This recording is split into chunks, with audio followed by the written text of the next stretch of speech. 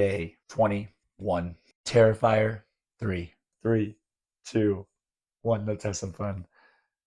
And that's what this film does, is just have some fun. It's a sequel, so it's going bigger. I love that it's set during the holidays. I love that Art's coming to wreak havoc during the holidays. I love that he loves Santa so much. He does, and then gets to be Santa. Good for him. Um, I will say I wanted like more. Just wanted more. Like I felt like if you're gonna do the Christmas season, there were so many more things they could have done with this, and they do a lot with it. But I just wanted. I was so excited for more holiday themed things to happen in Art's world. And speaking of Art's world, I really this is like magical realism, because some of these things when you're hurt this way, you're not able to walk, you're not able to do some of the things, and obviously the way that he kills people, like you're not going to survive half of the things he goes through, yet these people still survive. So I think that the holidays is a great setting for Art because there's a lot of holiday films that are like that. But it was kind of like I was getting a bike for Christmas, and I asked for a certain kind of bike, like a Schwinn or something, but I just got like a Walmart bike, which is fine. I got a bike, and it's good. It's a good bike. It's gonna do what it's gonna do, but it's not what I asked for. I don't know why that was my analogy, but it's my analogy for this. But I guess I should be just grateful that I have a bike. Yes, I'm going to watch this again. I'll watch it probably every holiday season.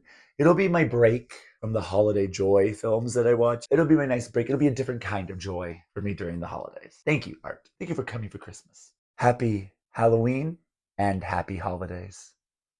Day 22, Smile 2. Aaron's category. This is where I just give the film some fun categories for you to understand what you might be getting yourself into. So this is a psychological. Yeah, it's obviously all about what's in our mind, and she can kind of only see this smile demon thing. So it's all in her mind, or is it a star making? This is a star making turn for Naomi Scott, and I would suggest people go see it just for her. Forget the scares and all of that. See it for Naomi Scott. Big is a big. It's a big movie, and that just means like bigger sets, bigger budget, and it's a thriller. It's a thriller more than it is a horror. There's horror in it, believe me. Yeah, there is, but it's just more of a on the edge of your seat kind of thriller, like what's going to happen kind of thing. Yeah, that Smile too. I know a lot of people are loving this, and I wish I loved it more, but I liked it. It was good. It wasn't great. It didn't like make me feel one way or the other. I want something that to either really dislike it or that I freaking love it, and I'm just kind of like, well, it's good. Day 23, Alien Romulus, Aaron's experience. So this is my experience watching the film, and then my experience maybe sometimes after. Altogether, just my experience with Alien Romulus. And I really wanted to watch this one in the theaters, and I missed it. I'm really upset about that because I know, especially with space films, it's so beautiful to watch in the big screen, in the big barn. But I watched it on Prime, and I decided to do it at night, obviously, because I wanted to be scary. I usually eat things when I eat my dinner or whatever, so I ate a big meal as I'm watching this. And then about an hour in, I started to realize, well, I'm really tired, kind of sleepy. But I was like, I'm gonna power through this. I can power through this. It's gonna keep me entertained, and it did keep me entertained. Power of my sleep was more than the power of the film, and I just kept nodding off here and there. And so I fall asleep, come back to when there's exciting monster stuff happening, alien stuff happening, and then fall asleep for like a few seconds or maybe a minute. In between, there's just missing links. So I was like, wait, why are we here? But I thought I could still power through and get through it. I don't know why I did this. I don't know why I just didn't stop it. But I did it. I went, and all of a sudden it was over. So the last 45 minutes of the film, I probably saw 30 to 35 minutes of it, but there were probably a good 10 minutes important linking things that I missed in between while I nodded off. So I wasn't about it at first, but I told myself we're going to give it another chance. This is obviously not it's not how you should watch it. And so the next day I rewatched it, and wouldn't you know it, watching every single second of a movie can really help you like it more and understand what's going on. I really enjoyed it. I enjoyed it. It was a good beginner for a new set of sequels. 24, The Dark and the Wicked. So in 3, in 2, in 1. So The Dark and the Wicked is about a brother and a sister, Louise and Michael, and they go to their father is on his deathbed, so they decide to go to visit them. Their mom and their dad, who lived on a farm and in the middle of nowhere, and the mom is very upset that they've come to this place. And in the beginning, we notice that she's kind of talking to herself, and there's definitely something evil, demonic living there. So it's first like, why is she upset at them? Because you kind of know, but you're kind of like, what's going on? But it's because she wants to save her kids. She knows the thing that's there, but the kids won't leave. They want to help her out through the process. And then the demon takes she the mother commits suicide, and so then the film becomes she hangs herself, and so then the film becomes kind of about the grief process of having to deal with their father, them together as siblings, their mother who has done this, her diary that she's left behind, and on top of it, there is a demonic presence in the house on the farm. Oh, I'm over. So I think that's good. It's not too much. I didn't even know about the mother, so I'm sorry if that's a bit of a spoiler, but I didn't know anything. Day 25. Agatha all along. Time.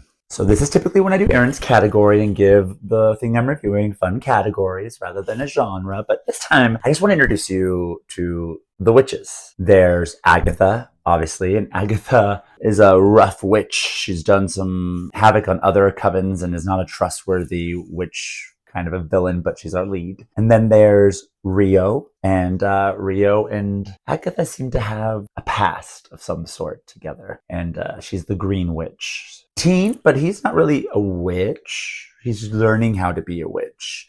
He's on this journey with them, though, so he, I think, wants to become a witch by the end of this. And then there's Jennifer, and Jennifer, if I can, it's off the top of my head, y'all, but I think if I remember, Jennifer's kind of like potions and can heal and can like bring things together, like that kind of cauldronish witch. And then there's Lilia, who does tarot cards, so she's kind of like a foreseer of the future, a seer of the past, can really read into that. Alice, and Alice had a mother who created the song The Witch's Road, Down the Witch's Road. She is a witch. I think that she was a protector of some sort, if I remember correctly, that she does kind of that, right? There's a protector. And then there's Mrs. Hart, who just gets kind of trapped with them on this Witch's Road. She's just a normal lady. Well, normal. What's normal? Now, I'd like to think I'm something sexy like Rio or Agatha, but I'm probably somewhere between a Lilia and a teen. You tell me, who am I? Time for stab again. Am I going to stab Agatha all along again? Will I watch it again? And the answer is yes, I will. Yes, I am. Can't wait to rewatch it. In fact, can I come watch it with you? If you haven't watched it yet, let's watch it together. I'm serious. Let's get a coven together, get a bunch of our witches crew, our crew together, and I will watch it with you. So here's how it looks at night. I moved the scarecrow up there. That was a bit spookier. There's my zombie guy. Got him good effect. And this is the yard as a whole. But let's look at this chicken wire ghost. The stupid glare wouldn't get off my camera, so I can't really get the full effect. But I think you kind of can see the illusion it's giving right there. And then there's our pumpkin guy. He works with this lighting, a bit spooky. Spiders are looking good, I think, here. But there's also, let's not forget, our good friend Michael Myers. He's here to spook you. Maybe you're not even seeing it. And then this is the top half of the house. The bones look great, I think. The blood on the curtain is looking cool. And then look, I dressed her in her dress. She's got her little wig on. Gave him a nice little cowboy farmer hat as well. And then for the top half, I just kind of added a strobe light. Really, I haven't done anything different, so maybe you have another suggestion. It kind of gives a nice effect. This is the house as a whole throughout the night. I think there's so much yard I could do stuff with. And this is how my neighborhood looks, all lit up at night. They really do go all out. They're the more lit up house, while I'm the bit more spookier, I think, house. But I love all the decorations